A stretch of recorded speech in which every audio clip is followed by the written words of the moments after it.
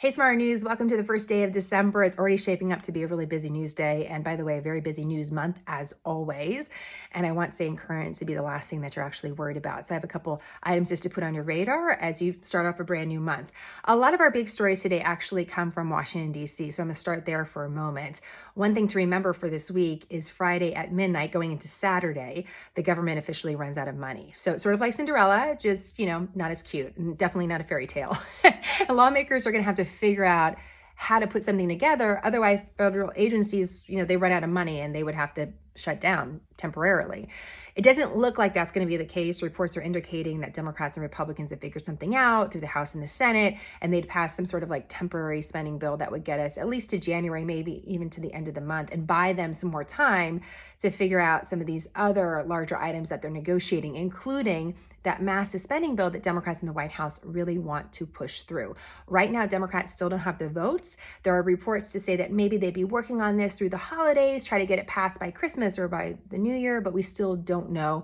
And quite frankly, they got to figure out how to fund the government first. So something just to be aware of, because you might start seeing headlines about a shutdown or a potential shutdown, especially as we get into Thursday and Friday, if there's not some sort of temporary agreement. In the meantime, in the Supreme Court, we also have some big news there. The Supreme Court is hearing a massive case that involves abortion law in America. It's regarding a specific law in Mississippi that is restricting access to abortion.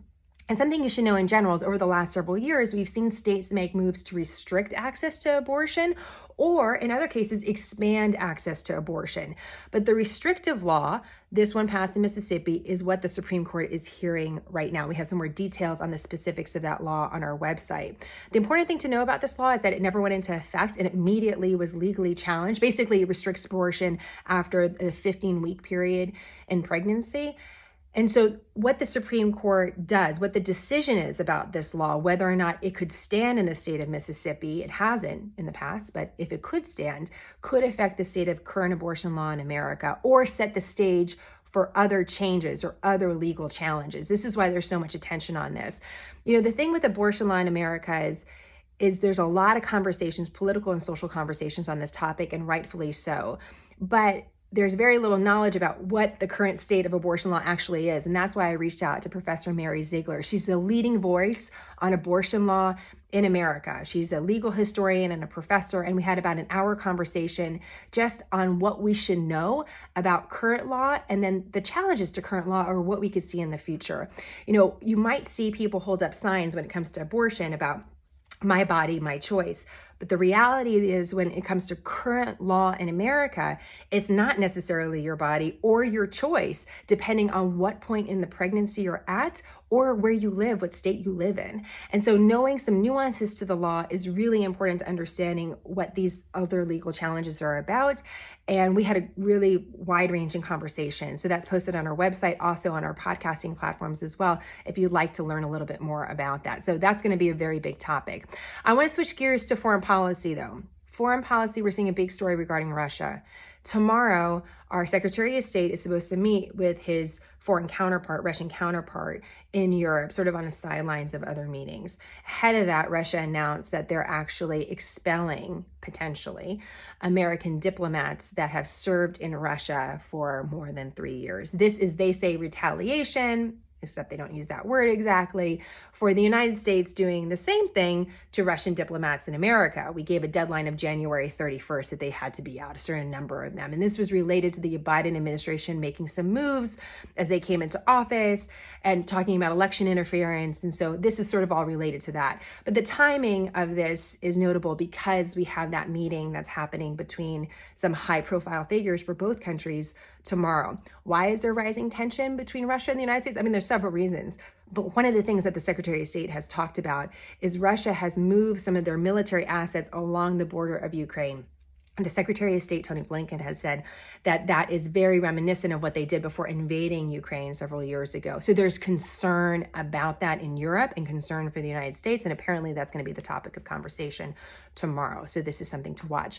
Finally, I know you've seen a lot of headlines regarding this school shooting in Michigan, and it's not even 24 hours since that event. There's still a lot of information to collect. And I want to be really cautious because We do have several children who were killed. We have several others that are seriously injured. And we still don't have a lot of facts about what exactly happened. What I'm going to be paying close attention to, and this is based on my experience covering school shootings in the past, is there's been several reports talking to parents and children about a concern or a feeling of unease on the campus that something could happen. We don't know what that something was or why there was a concern, but I'm paying close attention to that. And the reason for that is because in the past, I've noticed that when it comes to school shootings, oftentimes there were warning signs.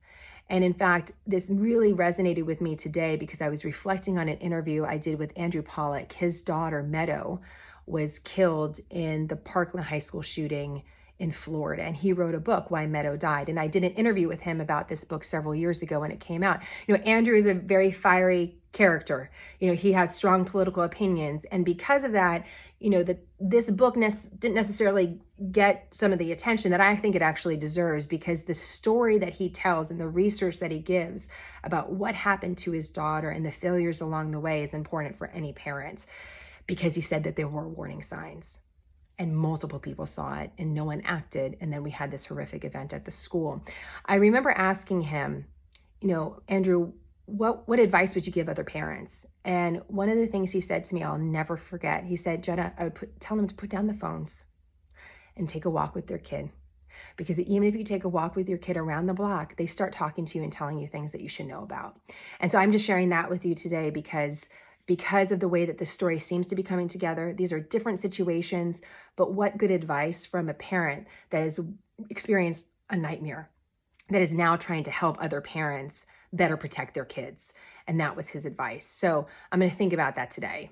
Just a simple walk and just listening sometimes can reveal really important things. And we know that whether it's from our kids or our spouses or our friends. And it's a very busy season of life right now. So I thought this was an important reminder today. I'm going to actually re-listen to that entire interview and tuck it into our weekend newsletter, because I think there's probably some really important nuggets there that apply to maybe what we're also seeing in Michigan. So we'll continue, we'll wait for more facts, but I'm going to continue to watch how that story develops and thinking about those families today. All right, guys, a lot of news. Hope this helps, and more on all these stories, including the interview with Professor Mary Ziegler, up on our website today on smarternews.com. Have a great day. I'll talk to you soon.